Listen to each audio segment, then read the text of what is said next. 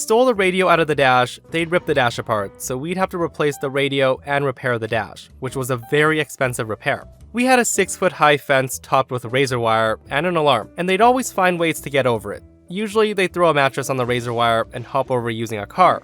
To protect ourselves, we decided to put up an electric fence inside of our security fence, to give us double the protection. The electric fence was 6 feet inside the outer fence. The neighborhood parents decided that they were up in arms about our complete disregard for their crotch trophies.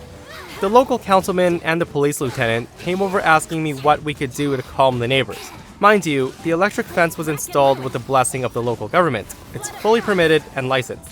I told the politician that we would not be disarming or removing the fence. He told me that the neighbors were overly concerned for their kids. I asked him which neighbors were the most vocal. He told me, and then I looked at the lieutenant and told him that those were the kids they have to investigate when there's theft in the area.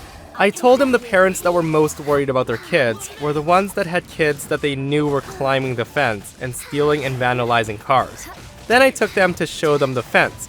Now, you would seriously think that the councilman would have taken a closer look at the setup, but he only looked at the big yellow high-voltage warning signs. When we got to the storage facility, the lieutenant laughed, and the councilman was surprised. He was mad and surprised at the same time. They looked at the setup. The electric fence, as I said, was 6 feet inside the property. There was no way to accidentally contact it from the sidewalk. The only way to get to it and shock yourself would be to climb the outer security fence and take 2 to 3 steps to the fence. There's no reason that any kids should get shocked. The kids weren't allowed in there, ever.